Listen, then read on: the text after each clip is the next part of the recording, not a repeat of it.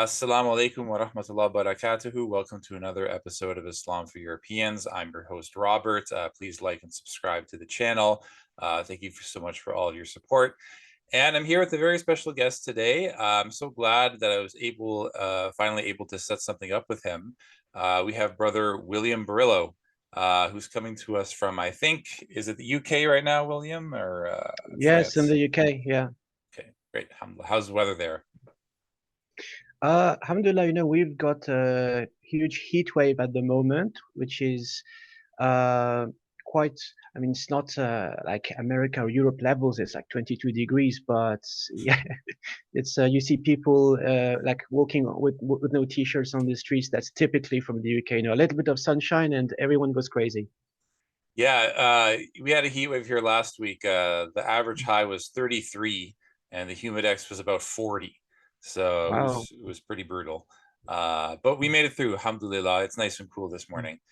So yeah, I responded to your video, the hierarchy of converts in the UK a couple of weeks ago. Try to give like like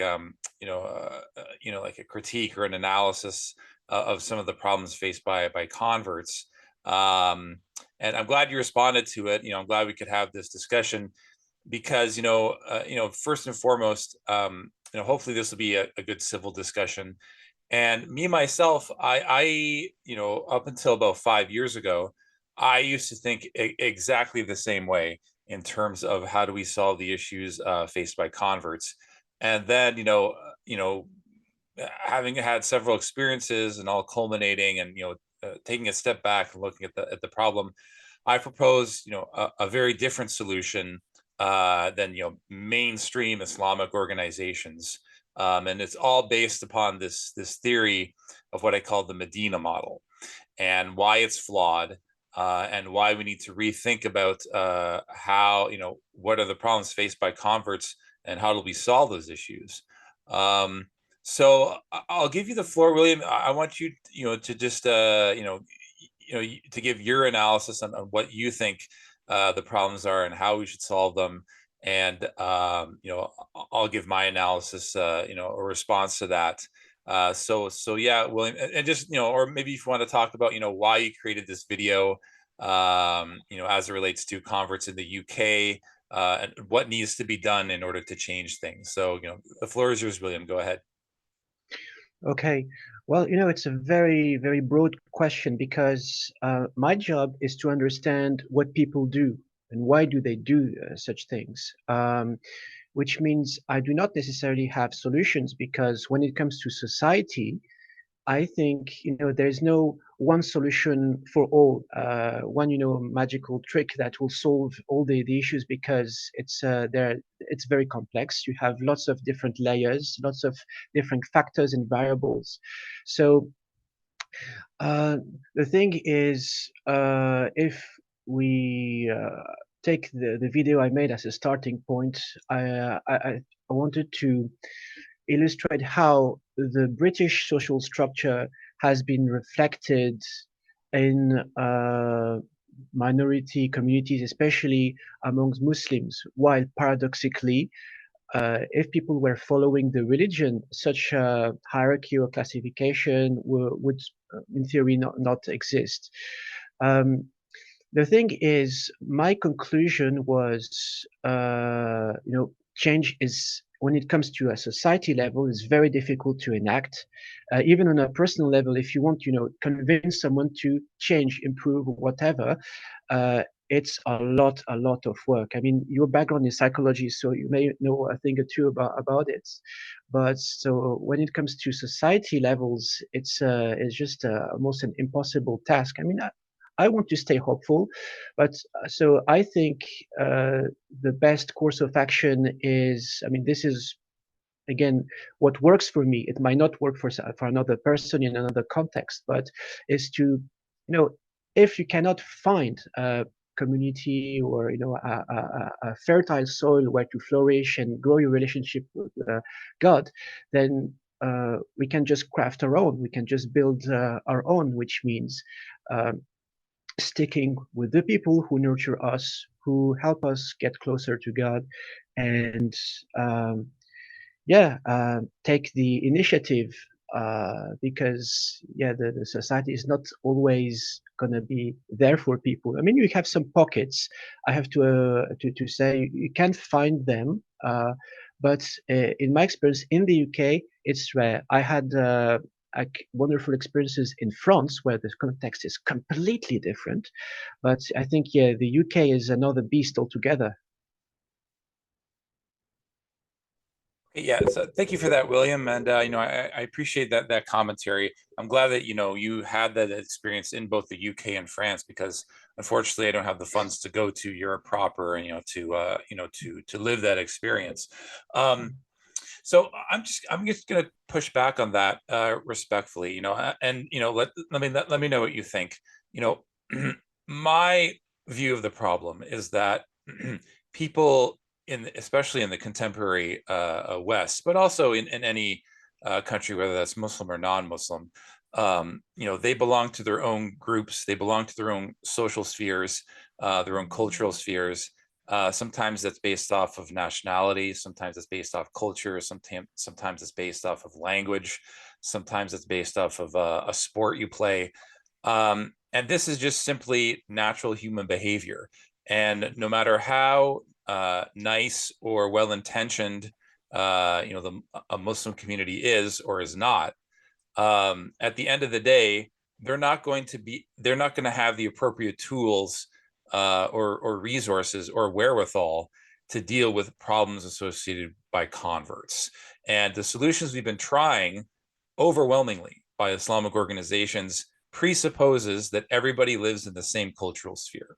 And this is a major problem. Just to give you one, small example, I surveyed converts as to, what are the 5 biggest problems that the converts are facing.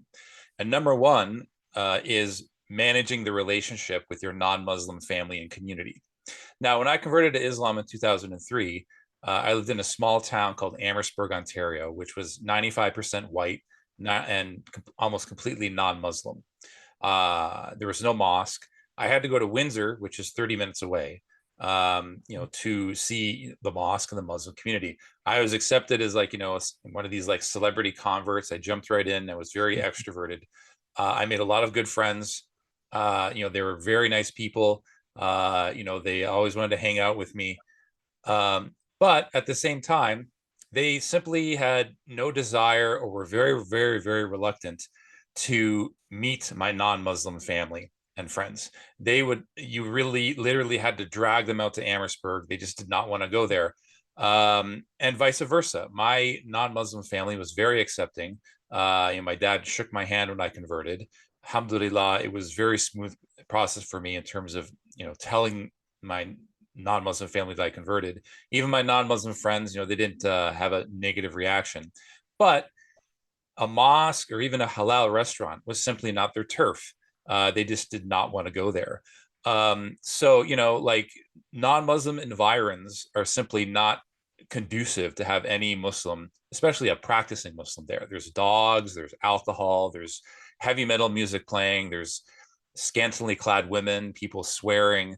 It's just an environment they don't want to enter. And, for good reason. I can understand why they don't want to do that. And I can understand why non-Muslim people don't want to be in a mosque or even in a halal restaurant. It's foreign territory to them. So what do you do when you have these converts that are simply caught in the middle? And, whatever convert program they try to devise at an Islamic organization or a masjid, the only thing they focus on is advanced religious instruction. And that's a piece of the puzzle. It's an essential piece, but it's far too advanced for most people who convert to Islam. I mean, you're trying to teach graduate level courses to preschoolers. That's one thing.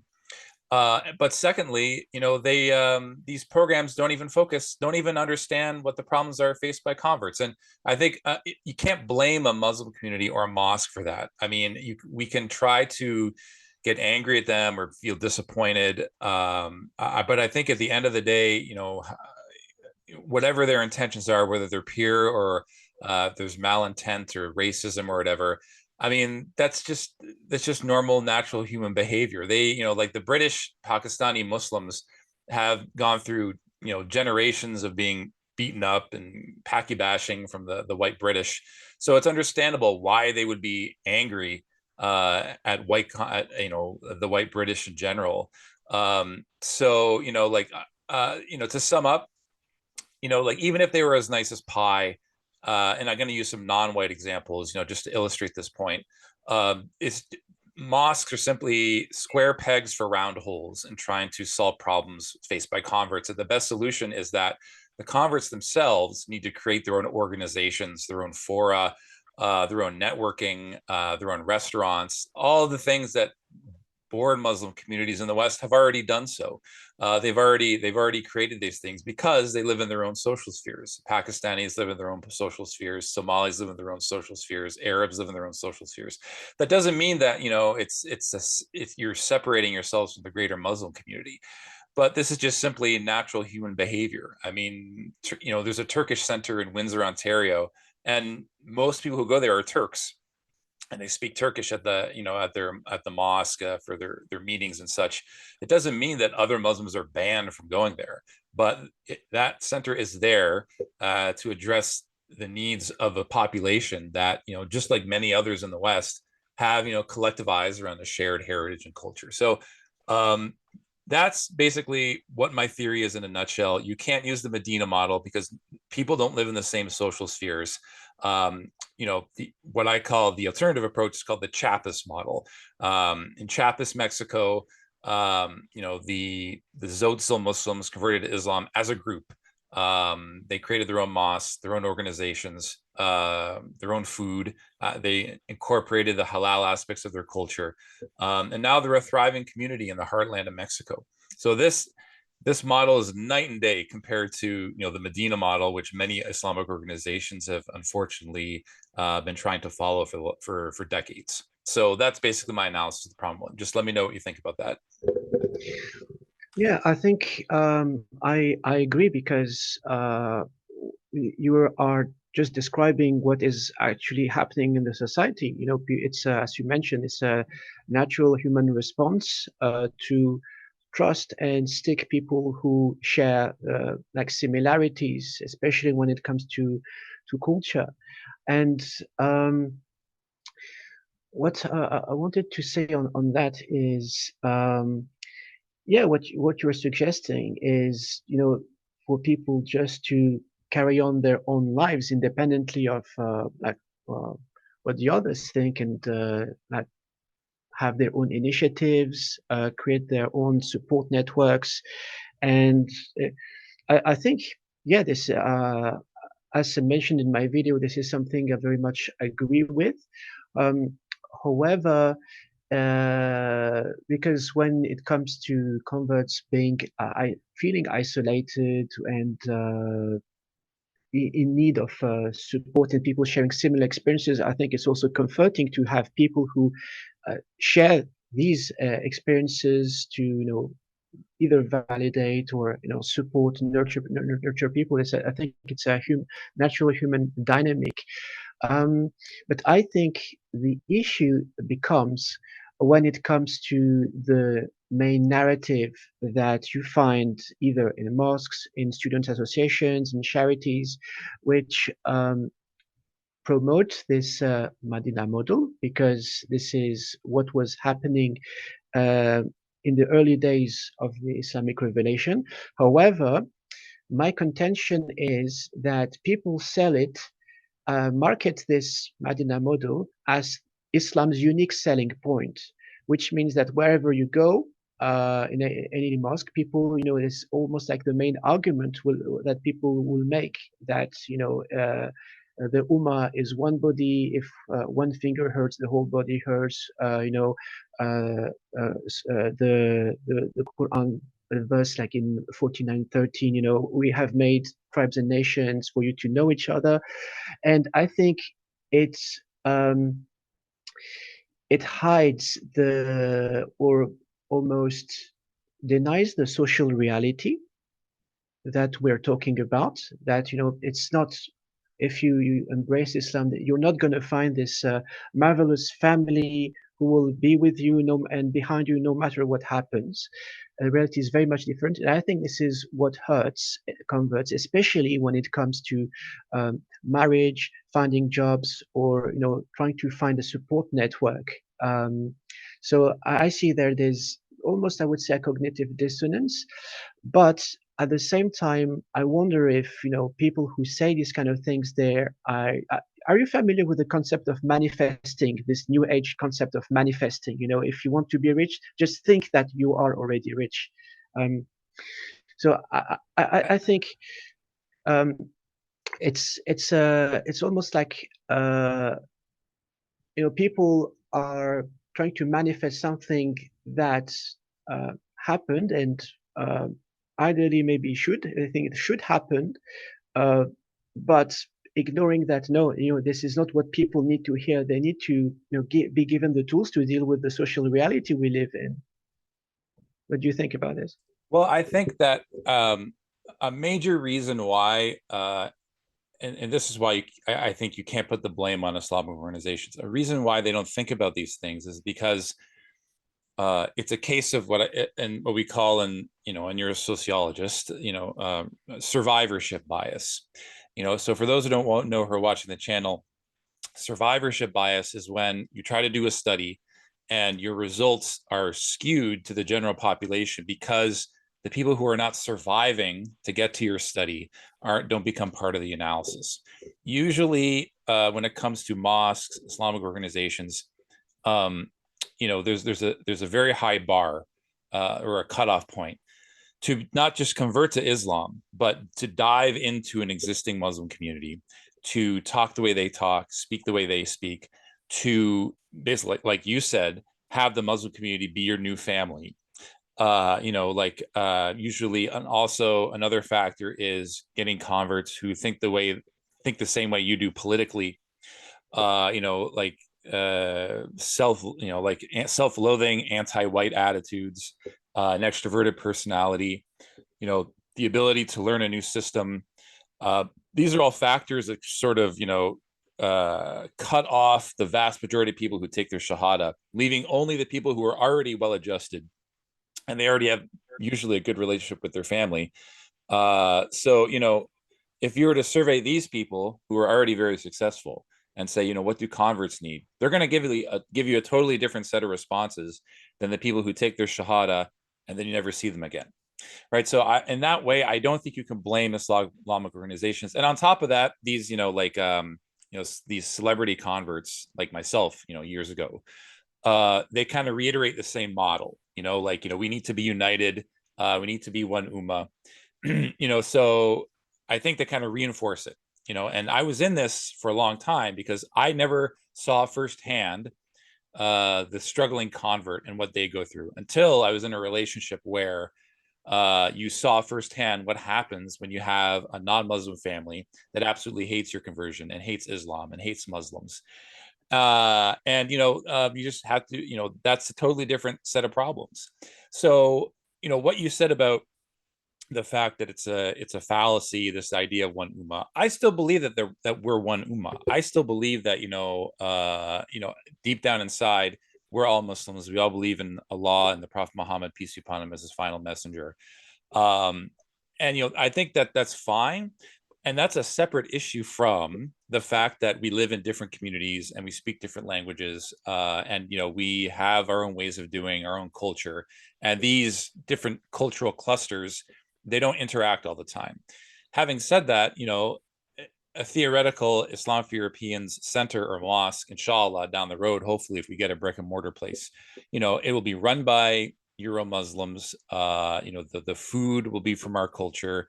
The aesthetics will be from our culture, but all Muslims will be welcome there. If they go in there, we don't care where you're from, like if, what your background is, you will get a hug. We will say assalamu alaikum. We will give you all your Islamic rights, just like all the other masajid, throughout the West, how they've done that for us. But when it comes to solving their particular issues, we don't know. We've never lived the experience of what what it's like to be an immigrant Muslim, or a visible a person Muslim who's a person of color. So I think I understand where you're coming from, and I do agree that they try to push this model, Islamic organizations, that the Madina model, we're all one Ummah, i.e., we need to behave as one single homogeneous unit. But it's simply, like you said, not the reality. I mean, people, they live in their own spheres, they watch different sports, and they are in Muslim communities, like I said, they already have countless organizations in the West that cater to their own specific needs. I don't know about the UK, but in Canada alone, you can do a minute Google search. There's the Pakistani Canadian Association, the Syrian Canadian Association, the Sudanese Canadian Organization, the Bosnian Canadian Organization, and mosques never try to dismantle these groups. They never say, "Oh, these groups shouldn't exist." This is just because they just simply have a different set of problems. So, and I was at the Eid prayer for the Syrian Canadian Association, and I prayed in the same rows as them. I said assalamu alaikum to them. They are very warm, they are very friendly. So, it's a straw man argument from some of our detractors who are saying, we're trying to separate and divide the Ummah, when you already have the exact same model from these organizations that are already doing these things. So to sum up, yeah, I do think that they tried this fallacy of this like kind of one Ummah fallacy, and it hides the reality. But at the same time, it's more of an overarching zeitgeist that converts themselves actually reinforce. So I don't think you can lay all of the blame on existing Muslim communities. So.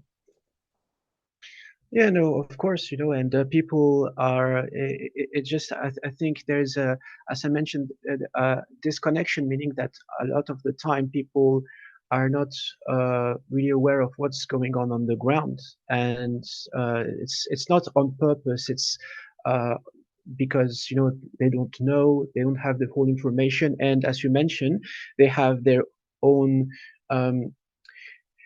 history of, especially when it comes to the UK, people who migrated to this country from lower social economic classes, and they have their own, they have to survive in the first place.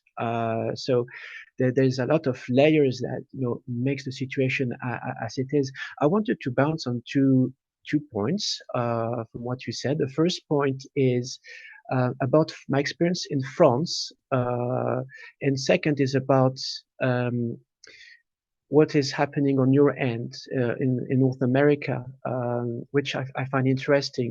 So first, talking about whenever I remember my 5 years being Muslim in France, I think this is also what explains why I had such a shock coming to the UK, because I always say that in France, it was really a time where I had found with Muslims a family outside of my blood family. And it was a time and a space. I'm sure things have changed, but it was a time and a space back then where people would, from any ethnic and cultural background, socioeconomic background, come together to do work, whether it was, feeding the homeless, helping students, setting up an alternative media. But the difference with the UK, for example, is that these I used to hang out with people who were, first of all, my generation, who had a similar history, immigrant parents coming to France, but we had all done our studies in France. We shared the same cultural references. We were taught the same things at school. We saw the same things happening in the media, because also, France is a bit more less socially fluid than in the UK. There's more social and economic mobility.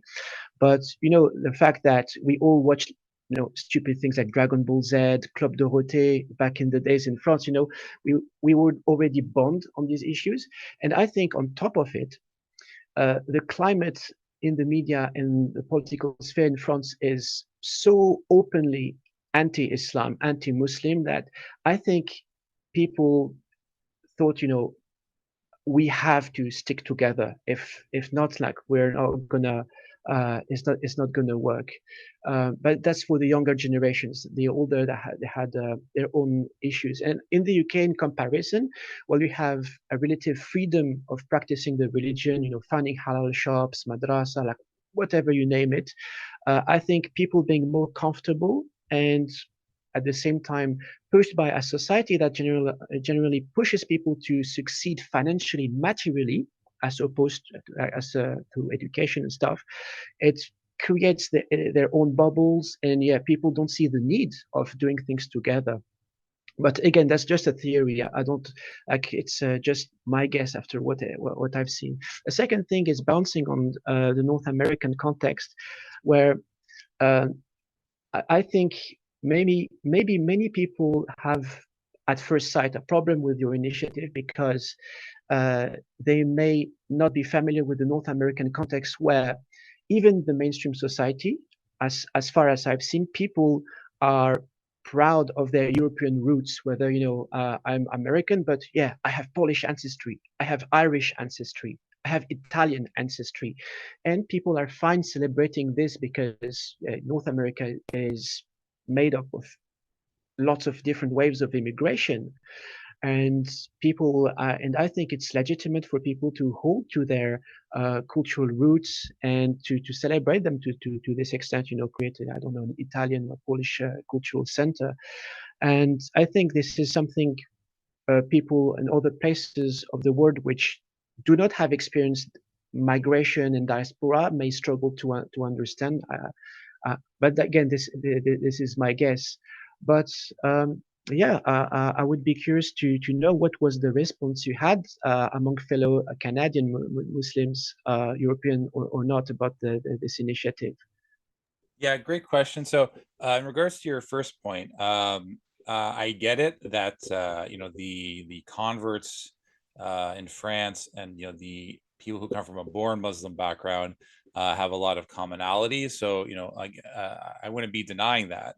I would still say that the major difference is that their entire families are Muslim, and then our entire families are not Muslim.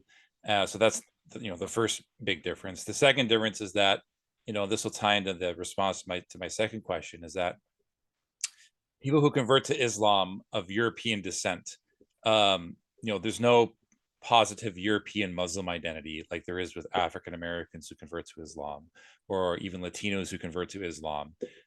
For us, converting to Islam is just seen as a complete rejection of one's identity. Let's face it, our ancestors were Christians for centuries.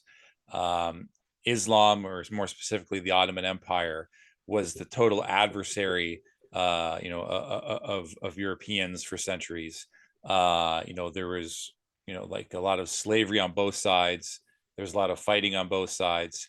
So that is a unique experience compared to, say, someone from a French person, someone from whose ancestors are from North Africa, because being a Muslim is not, it's completely in line with their identity, whereas for us it's a complete rejection. And at the end of the day, how are they going to react when you bring them to dinner and you have dinner in front of your French non-Muslim family? I mean, just to give you a perfect example, one of the biggest and I'm not going to name him, one of the biggest, I guess, kind of Islamic sheikhs, in the Arab world, and he's spoken at Riz before.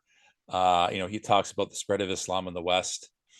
Even he, in a speech, had French on his computer and say, why is there French on my computer? We should just get rid of it. It's a garbage language.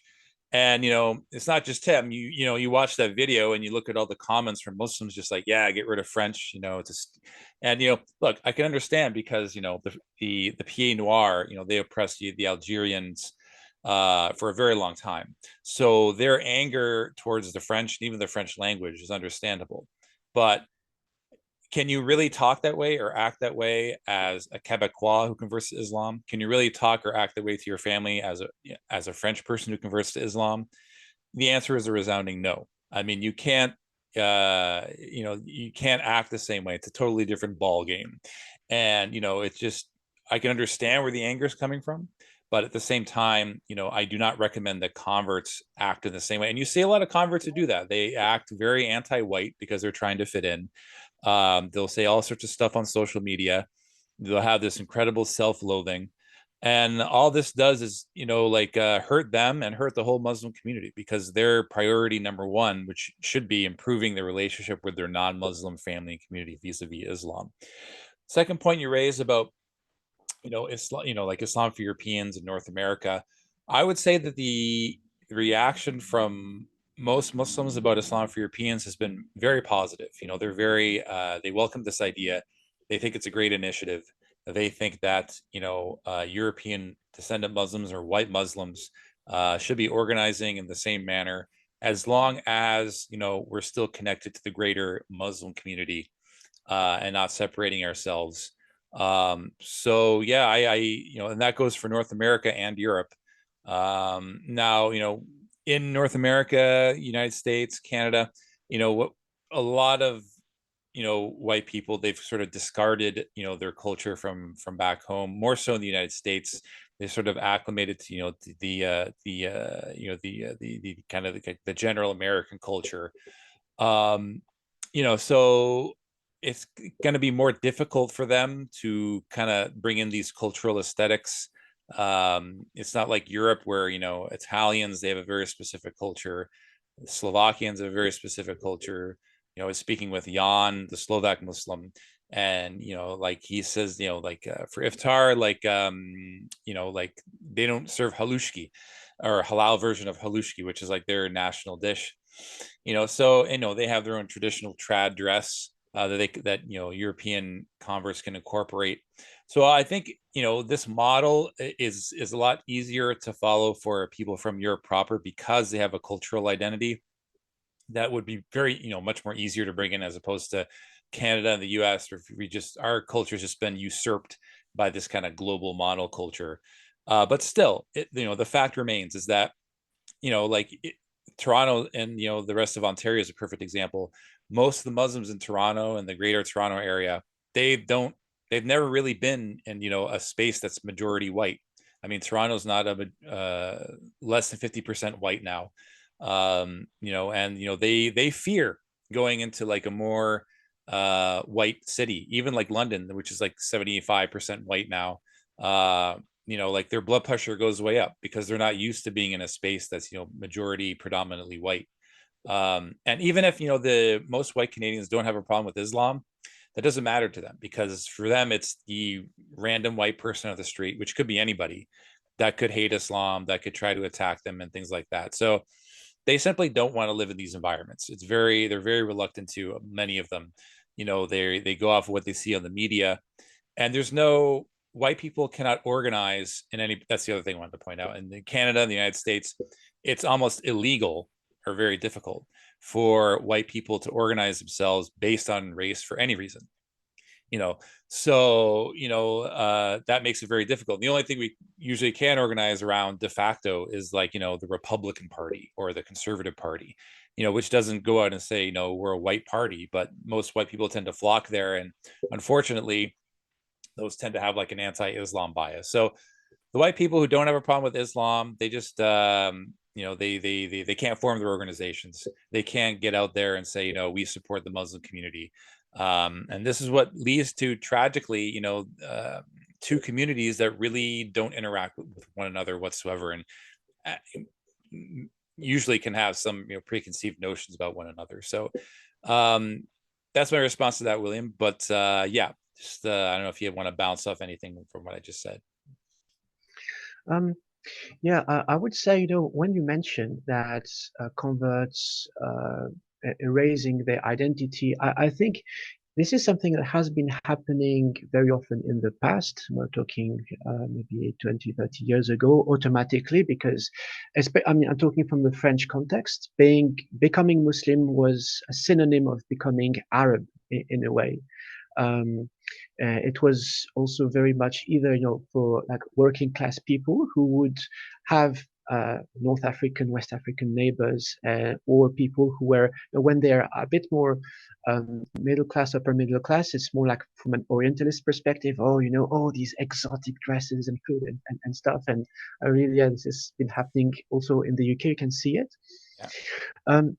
However, I think now people are becoming a bit more comfortable keeping their identity, their culture, because it's just normal. And I think we also have, with the younger generation, lots of people who share like intrinsically like British and French culture. The parents were maybe a bit different, but people share the same cultural references. They went through the same schools. So it's I think there is a bit less, I would say, social cultural pressure to conform to a culture or another. And I think also what has happened is, in the wake of Black Lives Matter and all these movements around decolonization, I think it was a very emotionally heightened moment for many people, because it was, I think, the first time these issues were aired on mainstream media. And when it comes to these historic issues, I think these are issues which come with a lot of pain for people, for example, protesting against the killing of black teenagers in the US, or decolonization.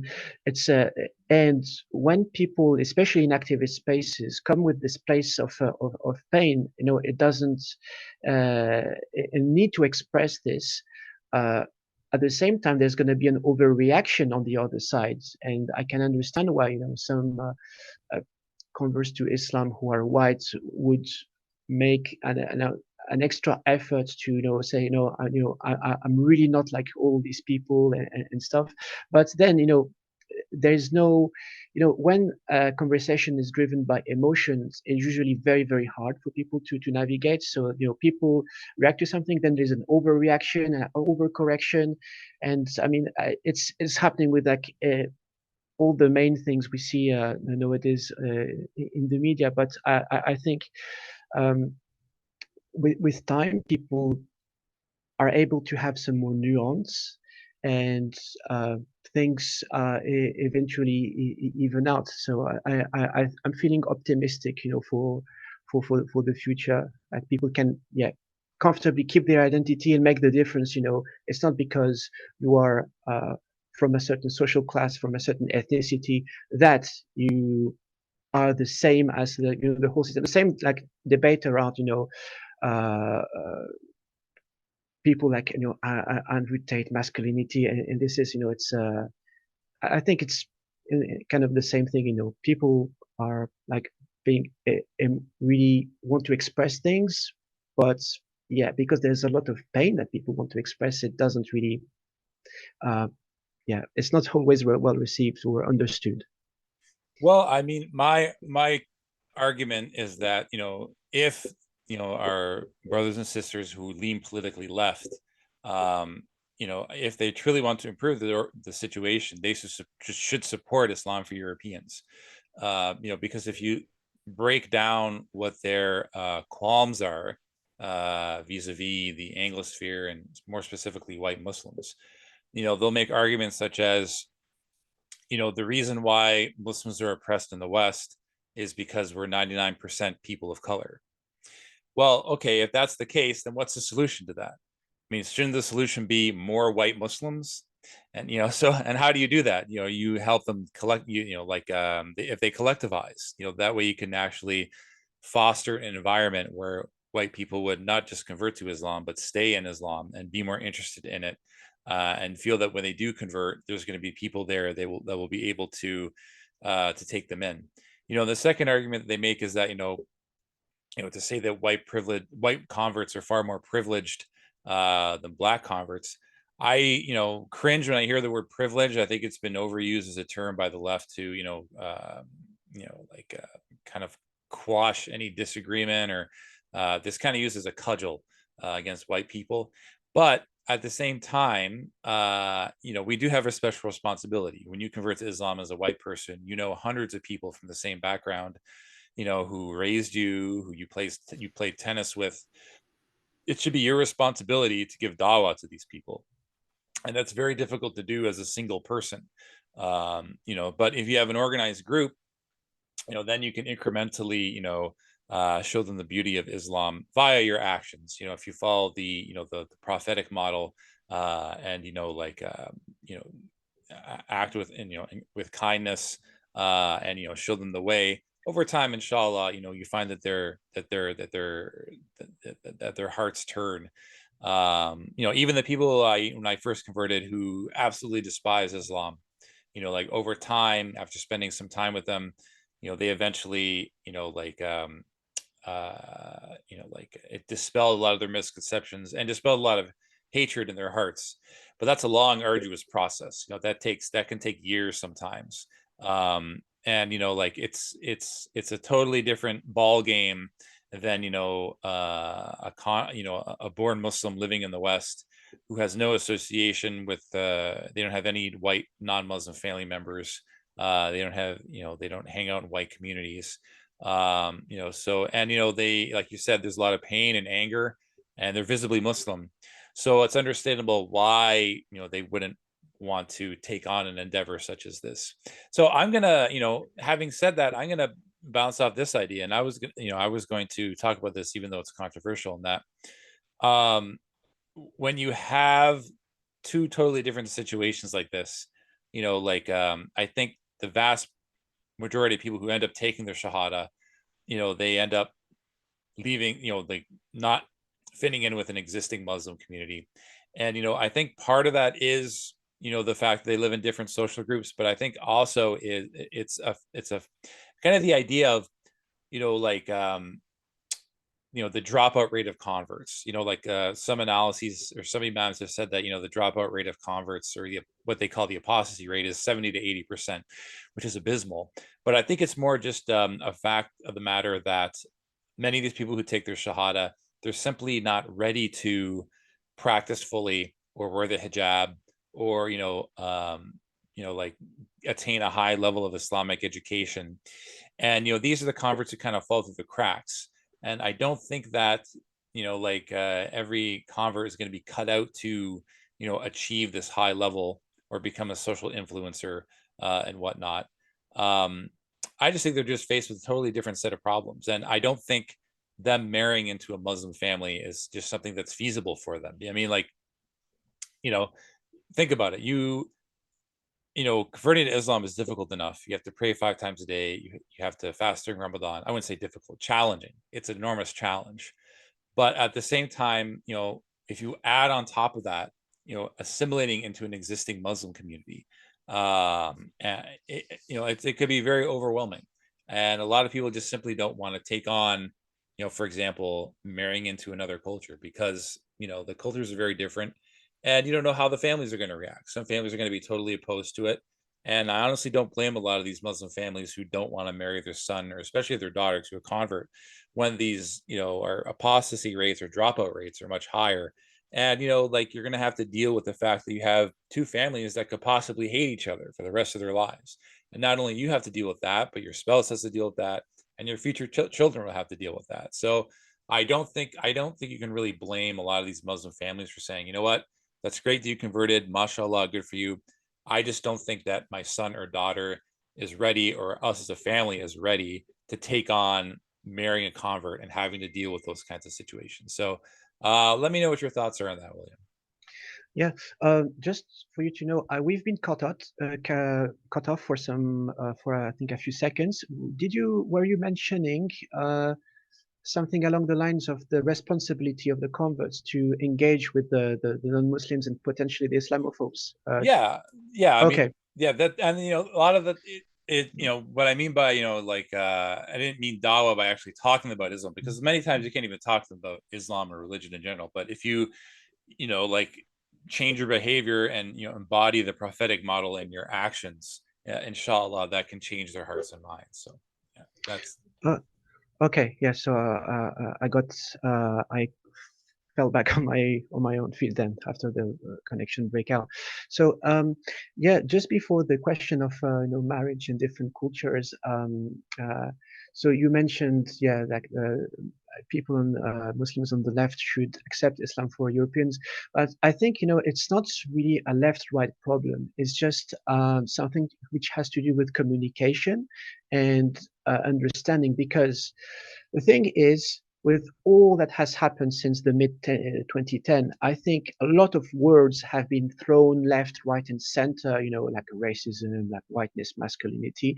And my contention is that people don't understand what even they want to say with these words. People come from either a place of pain or a place of defensiveness on the other end. And yeah, the core of the conversation gets lost and nobody is able to improve the society because no one talks to each other. Basically, it's at each other, not to each other. So I think this is one issue. Uh, but again, I think with time, and some people are still able to have very reasonable and rational conversations around these issues. And I think, I want to be hopeful it's going to even out, but I think this is the core issue, the communication. The second thing you saw about the responsibility of converts, I think I like your approach, because obviously I've been asking myself this question in the sense that if we look at people like Hiram,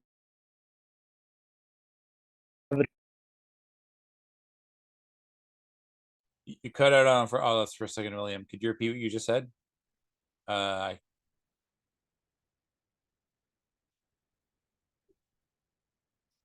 chat up.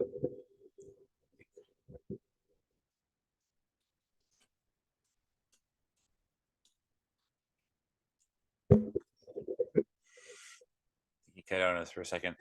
Yeah. Hopefully, inshallah, you're enjoying the conversation. And just, I think just got some technical issues. I can't really see William here. You may have to go in and back out. But let's see, William, if you can hear us, try exiting and going back in again. Oh, okay.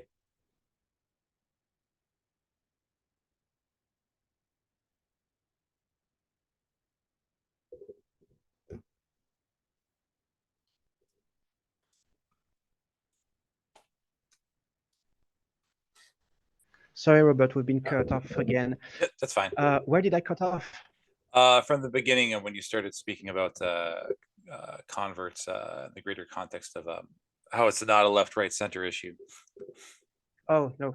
Okay, so yeah, I'm just going to sum up quickly. So I think it's not a left and right issue. It's a communication issue. People don't know, don't even understand the words they are using, and people so become either speaking from a place of pain, from a place of defensiveness. But the problem is people talk at each other, not to each other. There's no dialogue, and there's no way to go forward. And I think this is the problem we have been experiencing in the last years. Now, on your point to like the responsibility of converts to can you still hear me? Yes, yes. I thought we got cut off again. Oh, bloody internet.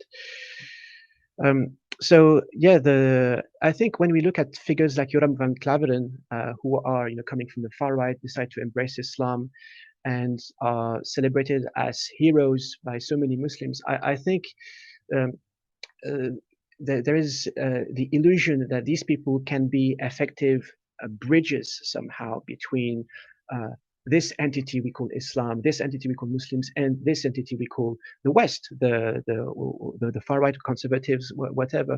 While the problem is these people have virtually or technically abdicated the power they had in their own spheres by embracing Islam and becoming the other, and uh, and for some reason, this is something I mean, I understand why do people celebrate them as heroes and stuff, because they think they have like the fame, the networks, and stuff. But I'm not sure they're gonna be like of any use this to say on the political on the political playground. And I think the best way is maybe these silent converts, this to say, who people don't necessarily know they're Muslim, but by showing the right example on a microscopic level, because I believe in the power of microscopic actions, on a local level, family unit, in the neighborhood.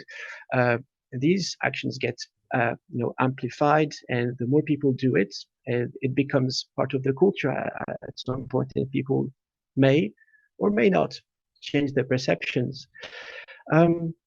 Now, on the point of the marriage issue, I think, yeah, I understand this perspective, because this is something which also exists within born Muslim families. And one case study is the South Asian community in the UK, which still uses, and you can find it also, West African families in France.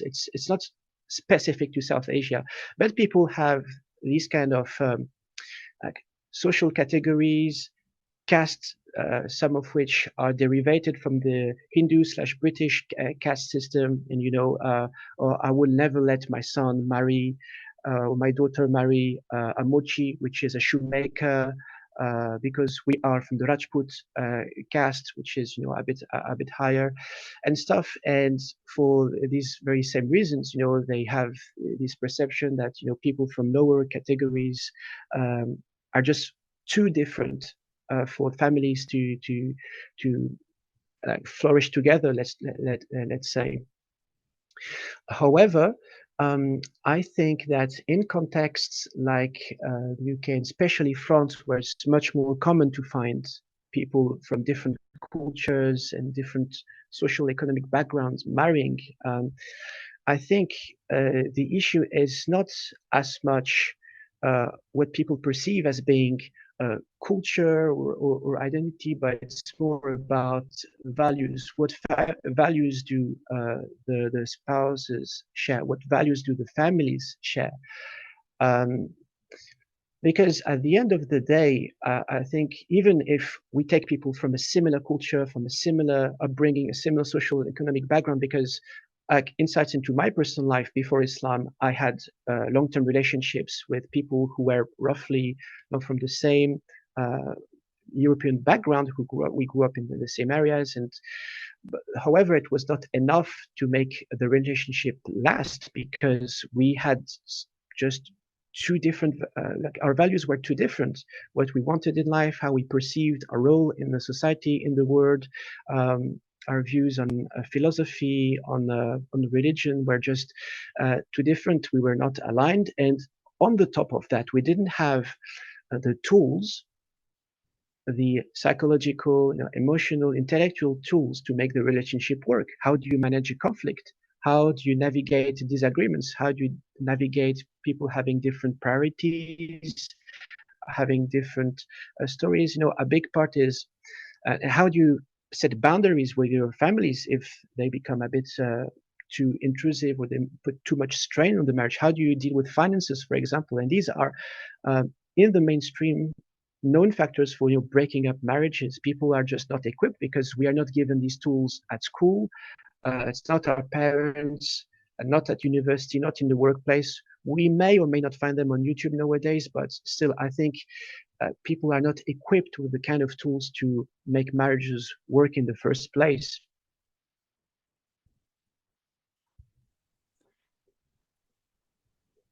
Yeah, well, so I get what you're saying, William. The fact that people in today's society don't have the tools to deal with marriage related issues, that's across the board. So it doesn't matter who you're marrying. This generation, it's very difficult for them to deal with being in a marriage. I'm looking at it from the fact that no converts are marrying each other. And what happens is that it creates a total vacuum. Like I said, usually when people convert to Islam from a European background, they're the only Muslim within their social sphere. And that's very lonely, and that's very difficult to change, your family's opinions and thoughts, or change their hearts. But in a marriage where you have two people, two white Muslims, now both of those converts, instead of exiting the social sphere, because usually when a convert gets married into a Muslim family, especially for a woman, they assimilate into the culture of the husband, and they usually end up not seeing their family as often or even not at all.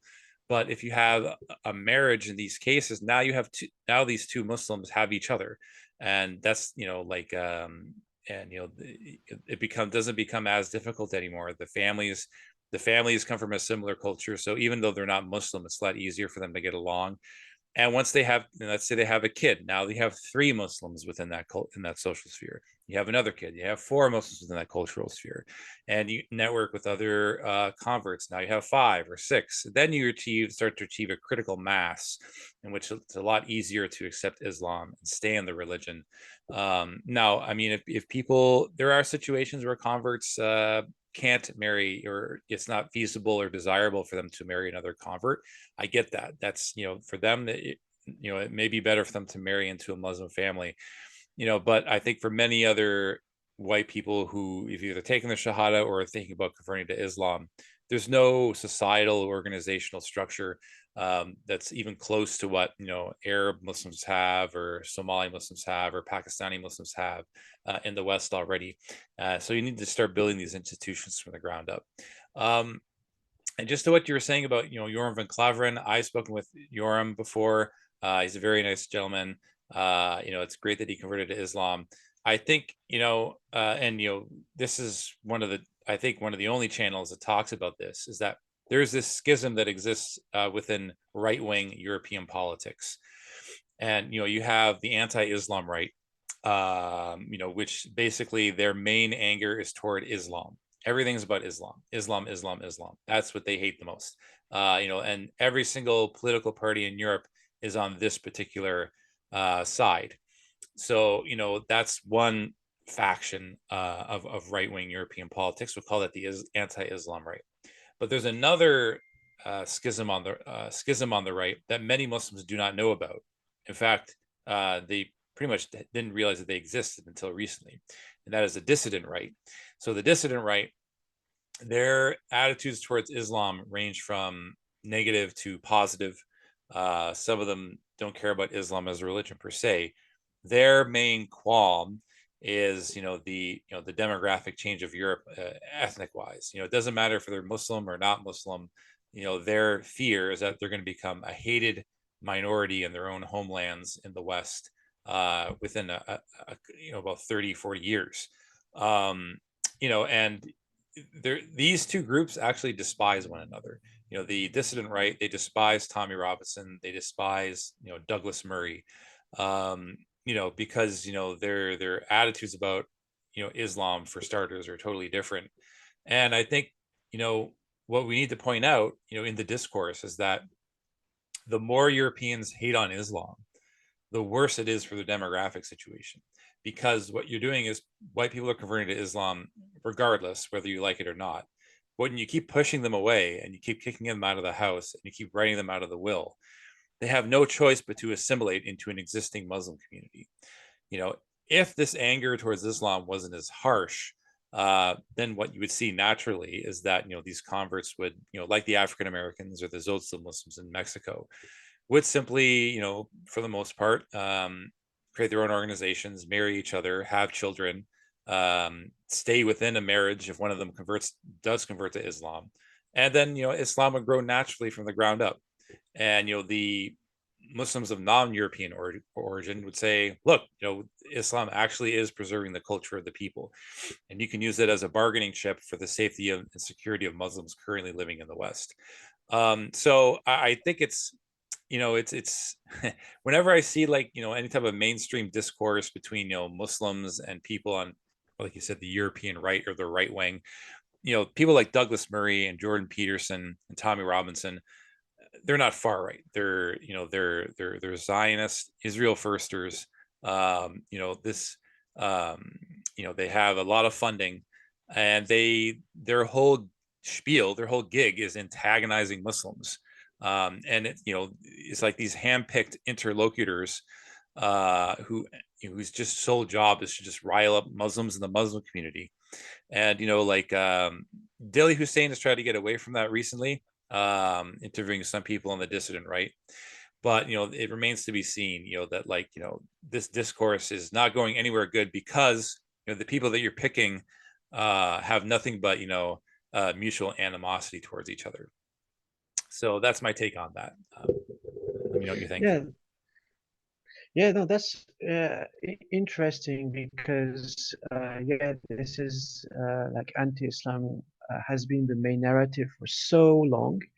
Um, I'm also wondering, to what extent this dissident right can accept slash include Muslims, because the thing is, when it comes to political parties and political movements at large, I think people often rely on symbolism, the almost mythological opposition between the Christian white Europe and the brown Muslim Arab or Turk historically.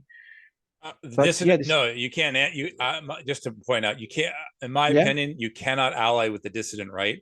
yeah, One, because they're so controversial that if you're a Muslim of any standing, you would be deplatformed. I mean, these people are being deplatformed left, right, and center. And secondly, they still have a lot of animosity, like just with non-white immigration. So you can't really ally with these people. But what you can do is, if you have if you try to have moral stances and principles as a Muslim community, what that does is that this separates these two groups, these two schisms on the right. When you're trying to argue with Jordan Peterson or Douglas Murray and turning it into a racial issue, what you're doing is that you're uniting these two factions, and we don't want that. We want these two factions to be in disunity as much as possible. But I don't think allying with them is a good idea, because A, they're very controversial. You might actually lose your job, and B, we don't even agree with each other on certain issues. So I that just to clear that up. So go ahead. yeah. No, no, no. It's definitely an interesting phenomenon. Especially you mentioned like Dili Hussein. Yeah, I found it a really insightful, almost sociological slash ethnographic initiative. How do these people think, and especially because yeah, they're anti-Zionist. I think this also has a huge part to play in that. No, that's definitely something to be closely followed and see how it evolves with time. Yeah, yeah, these, like I said, they exist in like outside spheres and like the social media realm. Unless you're really in tune or following these people, your average mainstream Muslim is going to just think that there's some like absolute fringe group. Their main focus, Muslim communities, are going to focus on the people who are handpicked to antagonize them. Your Douglas Murrays, your Jordan Petersons, those are the ones who get the big book deals. Those ones who are pushed out into the Yeah, yeah. representing Western civilization. But if you Mm. talk to your average Westerner, they don't know who Jordan Peterson is. Like they just don't want forever wars. They don't want their tax dollars going to bomb kids in the Middle East. That's the thing. We don't. Here's a big problem, Lynn. Muslim organizations, they don't do research. They don't collect data. And when they do get data from other organizations, they discard it. I mean, there was a poll released by More in Common a couple of months ago about what do non-Muslims think about Muslim populations in the UK. And amazingly, what was it? I think it was like 12% had a very negative opinion of Muslims, 9% somewhat negative. So 21% were the negative opinion of Muslims. 40% don't know or don't care. So that's 4 out of 10 non-Muslim Britons. And then 17% had a somewhat positive image of Muslims, and 18% had a very positive image of Muslims. This is a far better picture than, the Londonistan March. But the thing is, the Londonistan March, that's what sticks in Muslims' mind. They all hate us. And I think, it's a major problem that we don't do statistical analyses on the populations that we should be giving dawah to. And this has a major effect on how we, think about giving dawah in the West. So. Yeah, I think you've got a few organizations that are going in that direction. And but it's yeah, there are a few. This is what I would say. It's maybe a trend that yeah, people are not usually interested in these issues, but I think it's getting there. I mean, again, talking from the UK perspective, which is very very different from all the European countries and what may happen in North America. Um, but yeah, and yeah, also about. Uh, I'm now bouncing back on a previous question. I think, one thing I've seen also happening, whether it is in France or in the UK, is I have seen uh, converts marrying other converts, whether they're like black converts marrying black converts, white converts marrying white converts. It exists from like many different generations. But I also think like on a technical aspect, I think at the current time, and it was even more 10 years ago, it's something which is very hard technically to achieve because like where do you find them, these wet converts, I think. But again, this is something which has to be thought about on the long term because societies evolve and the more people become Muslim, I think this is going to change. And maybe, I don't know how the social landscape of Muslims in Britain or France will look in 20 years time, but I think it will be uh, interesting to see it, to say the least. Yeah. Rob, uh, Yeah, I do have to um, go soon. Go ahead. yeah, no, I was about to, if you're okay with it, ask you a few questions Sure. now regarding Islam for Europeans. So, uh, the story of how I stumbled upon it was quite funny because I was researching Muslims who were, I would say, riding the masculinity bandwagon back in the days where it was Trump president, and we had like all these conversations. And I cannot actually remember. Did I just do a Google search um, about Islam, Europe, white people, and I stumbled upon your website, and it was really, I would say, an interesting journey to say the least, because first of all, I thought I found like the holy grail of oh my God, there's in the midst of everything, a Muslim white supremacist. What is this website? But reading your articles, watching your videos, I realized that no, it is actually something very, very different. But I want to ask you a question about the image you used a bit later. But first of all, um, what was your uh, intention while creating Islam for Europeans, and what thing made you, what clicked? Yeah, I'm gonna make this website and like create this community. Yeah, it's a great question. I think, like it was a series of different events and experiences with the Muslim community.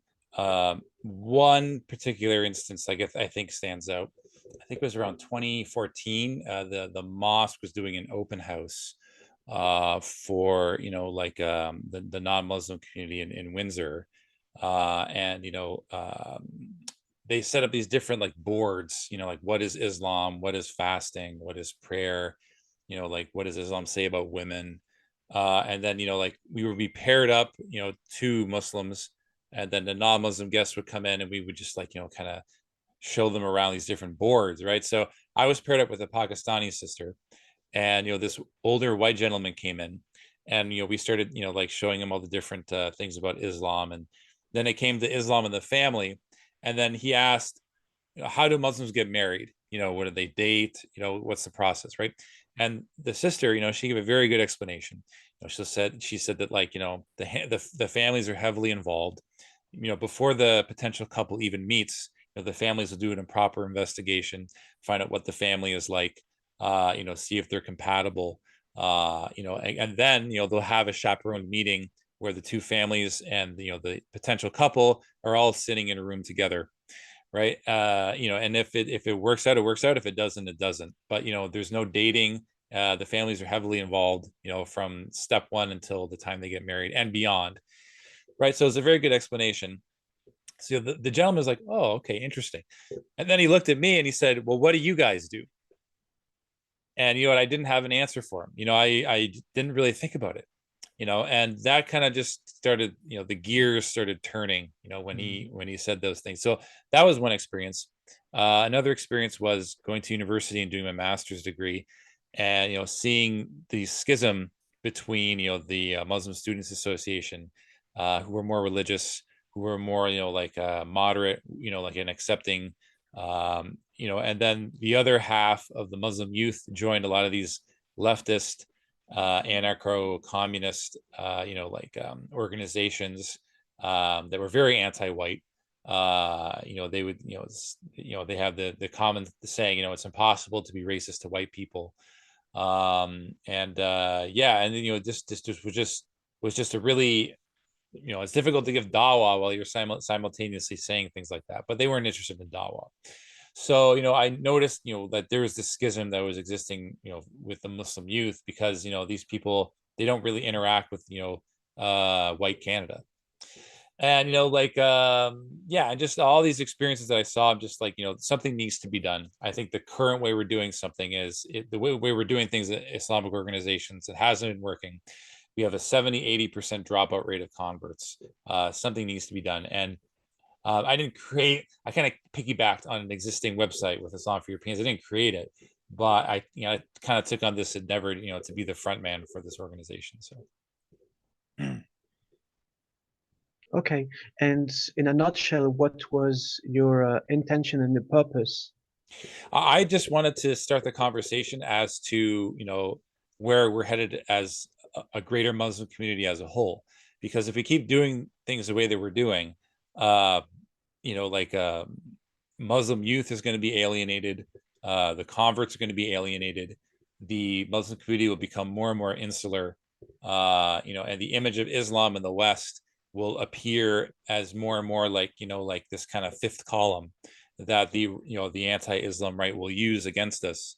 And I just think, thought, we need to change the narrative, because if we don't, we're headed on a crash course, especially in Europe, where we have this major conflict between, Muslims and Westerners. So yeah, that was my main intention. There's a whole host of problems. And I just wanted to start the conversation and provide a different narrative. And how was the initial response you got for this initiative? Did you face any backlash? The response was mostly positive. I mean, even I read an article about how we support the Black American Muslim Conference, because they have issues that are specifically related to Black Muslims, and the response from African American Muslims was very positive. The response from many Muslims around the world was very positive. So overall, it was people have responded positively to it. And I knew this, that going into this type of endeavor, that I'm gonna have to be on my absolute best behavior, and have like high moral principles, and be to act as a first-rate organization, because I understand these are very controversial topics. But I have to be like in tip-top shape. We can't afford to, I mean, it's not in the Sunnah, but like I said, not using racialized language, or or even putting all the blame on the Muslim community. I think we need to get away from that and start looking at overarching reasons why there's like this conflict between Islam and the West. But the only detractors we've really had were just a few other white converts. I mean, those are our main detractors. Everybody else supports the idea. It's only the few white converts that are against what we're doing. Yeah, I think my intuition tells me, because I think I know who you're referring to, because I know I've come across a publication not very long ago mentioning Islam for Europeans. And for my own research, I had to dig deep into the content you've produced, the things you've written. And I think one of the main contentions these people had was Islam for Europeans being like very like hard right-leaning initiative. While if you read some of the articles you publish, especially the one about the Black Conference, those mentioning some non-Muslim sisters we have, I mean non-Muslim females we have in our families who do not necessarily abide by modesty rules, or talking about how white converts generally, as a social phenomenon, we are very often put on a pedestal and like given, a de facto role of ambassador of Islam and Muslim. I know some people would find it like these really, really like left leaning to say the least. But as I always say, Islam is the middle way path. Yes. But uh, I, I don't know if it came across your mind that maybe the way you present the website, because I don't know if it has changed, but a few years ago, we had this like banner with maybe some Bosnian Muslims praying together. The first blog article was why white converts should marry each other. Do you think maybe it has confused some people, thinking it was like make Islam white again, this kind of thing? Yeah, I mean that's a controversial in and of itself. I mean, there's a whole host of overarching factors. I mean, marriage is just one of many issues. I mean, the main thing is that we don't have a sub community. If we did, a lot of these problems would dissipate. Not all. You're always going to have problems, but and like I said, we're not telling people who to marry. People can marry whoever they want. But what we're saying is that the option simply isn't there. We don't have a sub community to begin with. And that's why even the white people who are interested in Islam, it's difficult for them to convert, not because, not just because it's challenging, but also because they're going to be the only white Muslim within their social, their work sphere, their home sphere. And that's a very challenging thing to do. You're all alone. So I get it. I get why people will be upset at an article such as that. Like as I've gone throughout the years, I think I've matured a little bit more. Maybe I could have kind of put things a little bit differently, but I think in general, I mean, you know if, like you said, the whole thing about white pedestalism, when you don't have the sub community, that's the role that Islamic organizations and masajid kind of give to the white convert. Since they don't have a Muslim sub community, we need to overcompensate by giving him all these accolades and gifts and putting him up on a pedestal when African Americans don't get the same accolades. And I could totally understand why African American Muslims would be upset at this type of situation. So great questions, William. I do have to go and get ready for work. It was a Okay. great conversation. Did you have any, like, one more question that you wanted to ask me? No, I think I've asked you the main questions. I mean, there's maybe one last actually, which is more on a personal level, from convert to convert. What would you say was the most challenging experience you had in life? And how did that make you, let's say, how did you overcome that to make you like a better person, whether it is with other Muslims or in general? That's a great question. Wow, that's a really good question. I think, um, I mean, having, my family was totally okay with my conversion to Islam. I'm not going to go into detail, but I would say dealing with a non-Muslim family that is totally against one's conversion, even if it's on like a tangential basis or like secondhand basis, that's very challenging to deal with, because you basically can't say anything about Islam or even religion in general. You have to avoid certain topics in conversation. You have to sneak out to go pray in the park. You have to compromise on certain things. You have to pick and choose your battles. And that's true even if your family is accepting of your conversion to Islam. It's never going to be that perfect. And I think that was definitely the biggest challenge by Mm. far. I mean, physically, I mean, fasting, I never fasted before. I was used to eating all the time. That comes with time. But yeah, I would say dealing with a non-Muslim family who has antagonistic attitudes towards Islam. So Did it get better? yes, inshallah, it did Mm. get better. Yeah, but Oh, that's good to hear. mhm. Yeah. Anyway, thank you so much for stopping by, William. I know there's probably questions that didn't get addressed, or maybe we can have another interview where I start asking you more questions. But I think it was a productive conversation. Would you say so, William? Yeah, yeah, no, definitely. And I think, this kind of conversation is important to clarify, a few points and dispel people's misconception. Because, as always, one thing I took as a principle of my work is, try not to, when you see something which seems odd or seems shocking or seems like bad or whatever, at first sight, the job of a sociologist, and I think can relate because you're into psychology, it's first of all, try to understand what is going on. Why is this person doing this and that? Why do people behave in a certain way? So we can eventually, it's almost clinical work. If we don't understand what is happening, we cannot address the issue and we cannot progress forward. We cannot improve ourselves and the society. And I think this is, what conversation should be about, really. Par chance, est-ce qu'on peut faire une conversation en français? Est-ce que vous avez une communauté française en France? Tu penses qu'il y aurait une communauté française qui peut aider notre conversation? Oh, ça fait plus de 10 ans que j'ai quitté la France, donc Oui. c'est difficile à dire. Après, je pense que peut-être que de ton côté, peut-être si on regarde au niveau du Québec, Ontario, je sais pas, peut-être qu'il y aura une communauté francophone Oui. qui sera intéressée.